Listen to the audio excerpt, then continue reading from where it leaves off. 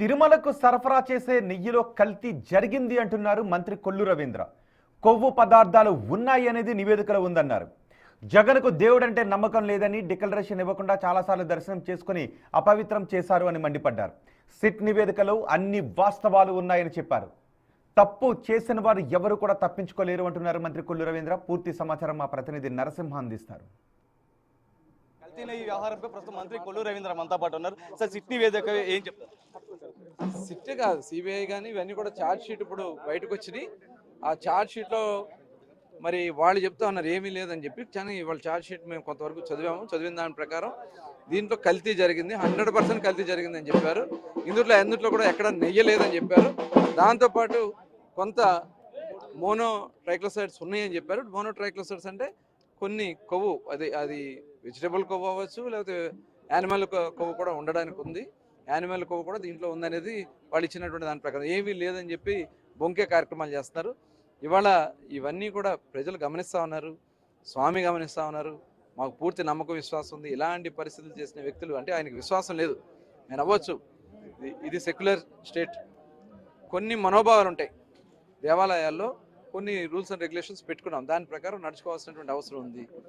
మరి ఆయన ఏ రోజు వచ్చి డిక్లరేషన్ ఇవ్వకుండా వెళ్ళి దర్శనం చేసుకున్నారు. గతంలో ప్రధానమంత్రులు, ప్రెసిడెంట్ ఆఫ్ ఇండియాలు కూడా డిక్లరేషన్ చేస్తారు అన్య మతస్థులు ఉన్నప్పుడు. ఆ నమ్మకం లేదు. మరి అక్కడ అపవిత్రం చేసే కార్యక్రమాలు జరిగినాయి.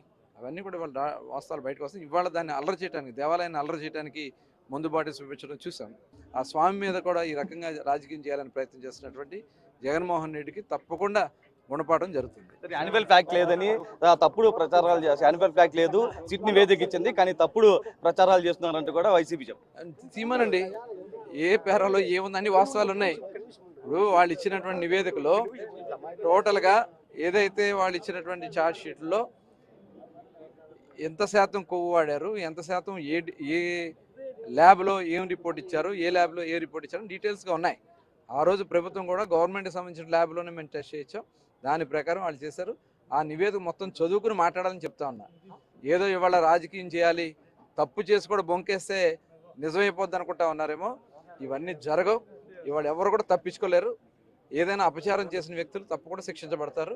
తప్పకుండా ప్రభుత్వం కూడా చాలా సీరియస్గా దీని మీద యాక్ట్ చేస్తారు. కొద్దిసేపటికి బొమ్మన మాట్లాడడం జరిగింది. ఏదైతే 2014 నుంచి 2019 సంబంధించి సిబిఐ విచారణ జరిపించుకుంటారా అంటూ కూడా డిమాండ్ చేస్తుంది. అరే, ఇప్పుడు మేము చేస్తున్నాం, మీరే అడిగారు.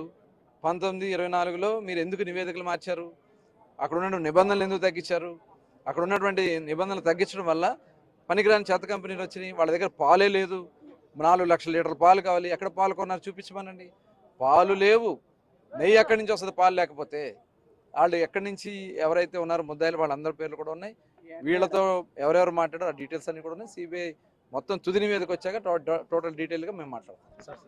ఏదైతే సిబిఐ తుది నివేదిక తర్వాత బాధ్యతలపై పూర్తి స్థాయిలో చర్యలు ఉంటాయంటూ కూడా అటు మంత్రి కొల్లు రవీంద్ర అయితే చెప్తున్నారు. సాయితో నరసింహ, బిగ్ టీవీ.